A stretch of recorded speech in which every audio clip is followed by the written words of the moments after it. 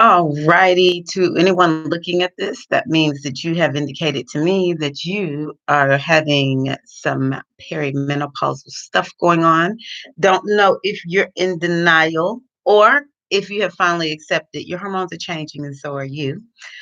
Either way, this is for you. I'm going to share with you things that I have found out. I'm sure it was vlogged, but nobody ever held my hand through this process. I will say, as usual, I am taking the lead in order to help those who come behind me because I can't let people go through gone through it with having to figure so much out. So, the thing that made me make this video today, as I am 49 and just months away from my 50th birthday, is finally feeling like I have a handle on how to deal with perimenopause. So, if you're watching this, you know I have a YouTube channel, and oftentimes I make videos either to publicly or to share my readings privately. And so I was getting ready to get started on a reading, and I started thinking about, okay, well, something else that I need to get done is I need to exercise. And so also this morning, I went and taught one of my children's classes. So I've already expended energy, and I definitely need to get in my workouts. I was just listening to this gentleman on YouTube. I listen to lots of people who talk health and wellness. And in particular, he was talking about people who are age 40 plus and our need for number one, more protein, which I'm finding out is true. I'm just being 100. When I was in vegetarian mode, it was told, oh, you don't need a lot of protein. Humans don't need that much protein. Well, when you're in your 20s, you can get away with a lot of stuff. For me, as a perimenopausal 40 plus woman, and actually all of this became evident in my 30s, but it did not, like, I didn't lose a handle on things in my 30s. It wasn't until my mid 40s I started losing a handle on things. And I've had to completely and totally restructure how I do things. So, um, this little protein, we don't need a lot of protein as humans. I have tested, I've tested it out, and I need protein. I do better when I have more protein. So I was like, okay, cool. I need more protein. And he was like, people get older and they think they can pull back from their workouts. You don't have to work out intensively, is what he said, but you have to actually work out a little bit more. And you definitely need to be doing more to work your muscles because we naturally, even in our, is it 30s or 40s? I think it's, can't remember what he said, but definitely by the 40s, we're losing muscle mass, 2 to 3% muscle mass easily. And I found that in my mid 40s, I used to have very toned arms just naturally. I didn't even have to do a lot to have toned arms and lost all the tone. I had all this flab down here, and I'm looking at myself like, what the heck is going on? So I, have accepted I've got to make sure I work out, and it's this big thing with energy because I think that's one of the number one symptoms that we have as perimenopausal women. And if it's skipping, I'm sorry, y'all. I see that there's like this lag that keeps popping up. So I'm sorry if it's lagging on you.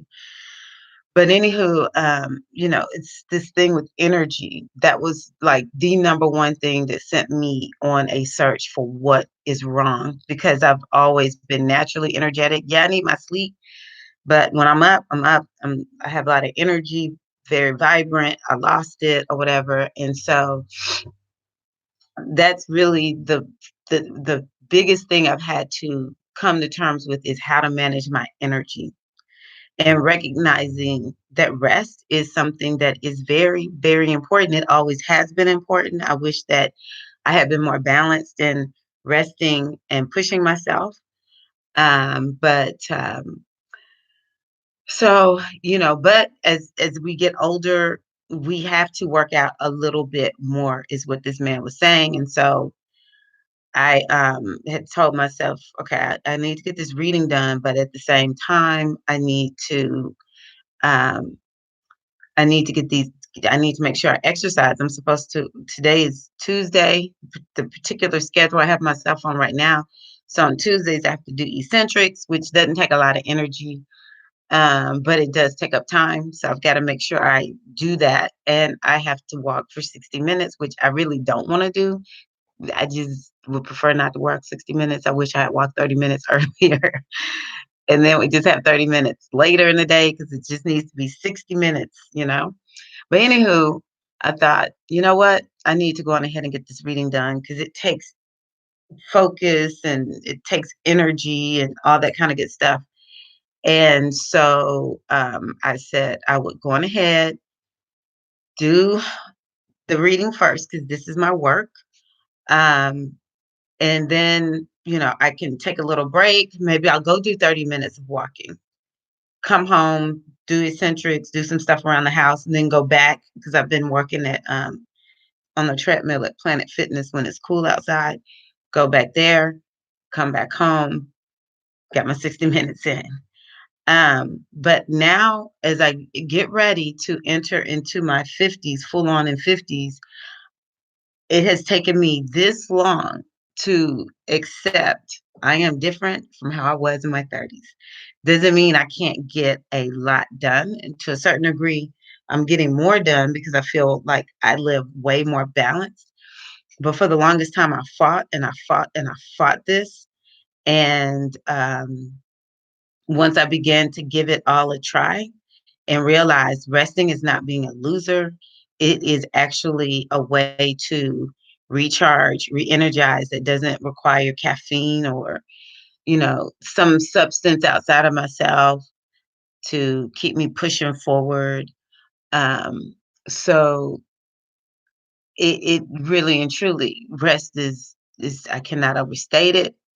Pacing myself, it's something that I've learned.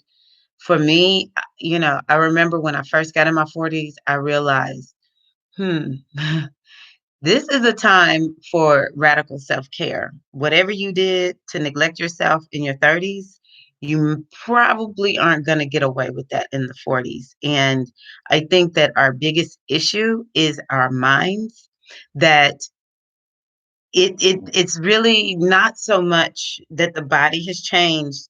I mean, the body has changed, but it's easy to go. It's easy to go with the changes being made in the body if we would but let our minds do that. And so, we think we're losers or we think we're being lazy or we really love this addiction that we have to being super women and doing the most when even in our 30s and our 20s, it really wasn't okay, but we could just get away with it. But we don't want to lose this addiction that we have from multitasking and running to and fro and working out hardcore and doing this and doing that. We don't want to break up with all of that. But the sooner you accept, when you start feeling the changes, and for me, it's 45. 45, pre 45, you still in your 30s. Pre 45, enjoy. Even though things will start creeping in. I have a friend, she's probably 41, and I'm beginning to see in her, oh my God, so many things that were in me. It was like indications of what was to come. And she's 41. I remember being that way. It was like I could see it, but still, it was like so easy. Everything was so easy. Um, I just want to say to young people sometimes, these people in their 30s, when I was in my 30s, I never referred to myself as old, but I will say I felt more mature and I wanted to feel like I was more mature. And I used to just, well, how no old person ever let me feel like I was mature. I'm like, dang, I got 2 kids. I've been married for, you know, I'm in the double digits on being married. And I'm like getting close to 40 and you still talking about you've been married longer than I've been alive. I get it. I get it. I do not wanna hear from young people talking about they feel old, their bones hurt. I don't wanna hear that bull crap. If that's how they feeling, that's you're you just a little you just been doing a little extra something, something. Because let me tell you something, honey, people do not understand. But I do now understand, and I'm making this video because to a certain degree, I don't want to have to remember all of this because I can tell you, and I actually feel a little emotional. This has been one of the hardest things I have been through my whole entire life for the last 5 years or so to feel like I don't have control of my body. But, when it's perimenopause and you feel crazy, and I give thanks, this is the worst that I've had to deal with. But when it's something like perimenopause, you don't have nothing serious in terms of, like, some serious illness where everybody rallies around you. It's a lonely road. It's a very lonely road. Mm,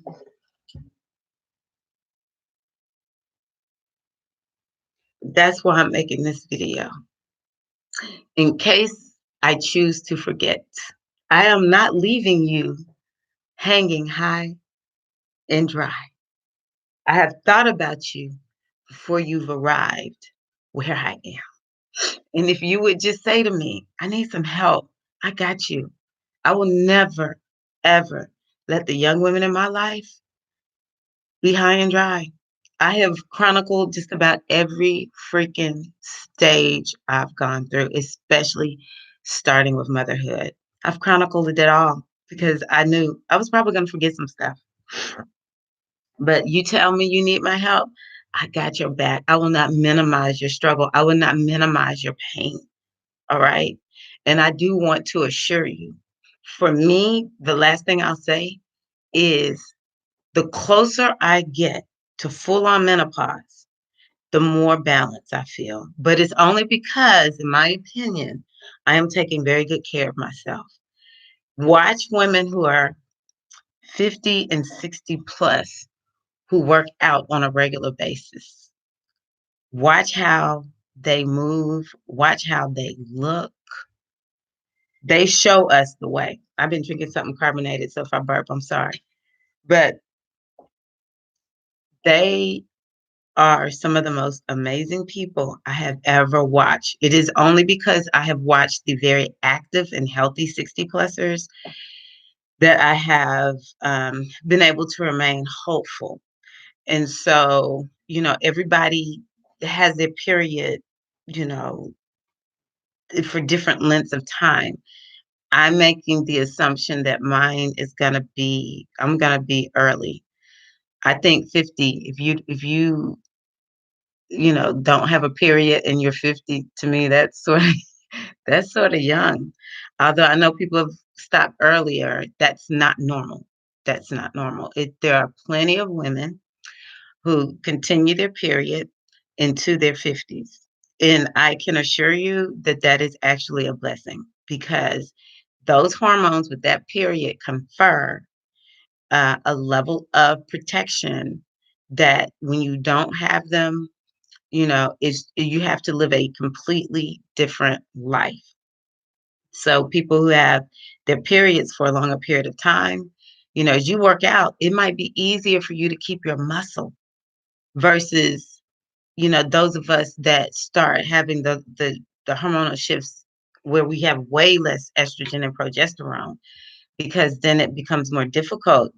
Who knew having estrogen and progesterone were surefire ways for women to keep their muscle and to keep slim? They even help with protecting us against diabetes and controlling insulin because too much insulin will make you fat.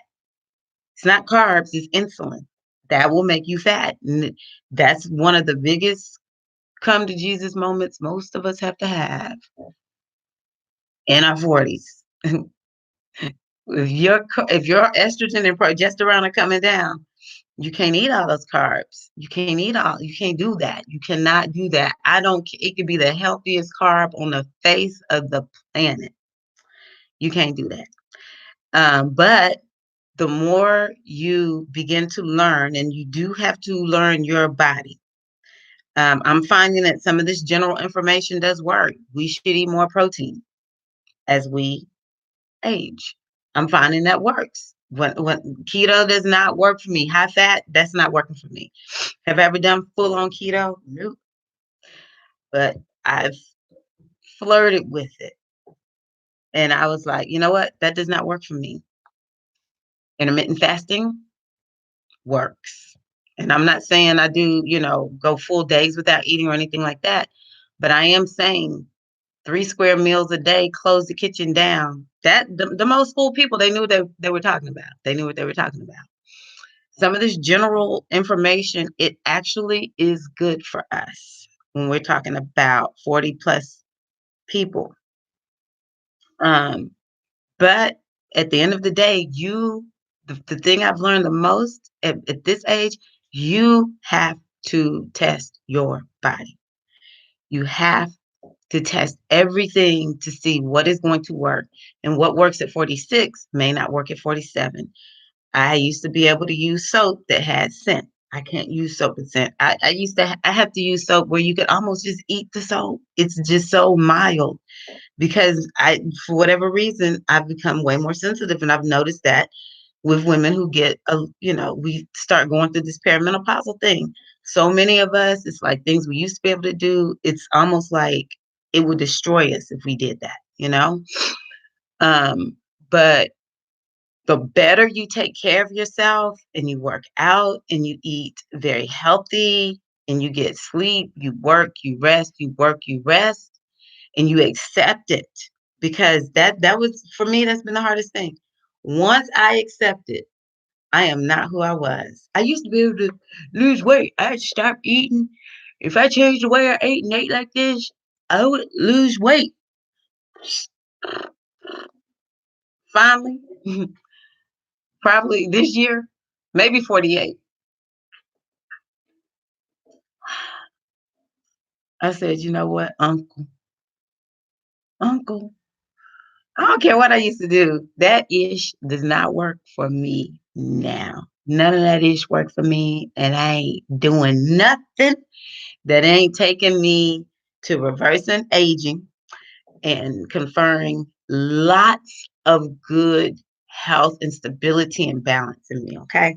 So that's really where I am today, as I just sort of like ponder how, like, wow, it took all of my 40s for me to get, baby, you better take damn good care of yourself. You better take damn good care of yourself. And let me tell you something. I remember one of the last little bits of wisdom my mother-in-law, 'cause she would just be throwing out these small little sentences to me that just come ringing back to my ears. It's like, man, these people who love us before they die, they know they're gonna die.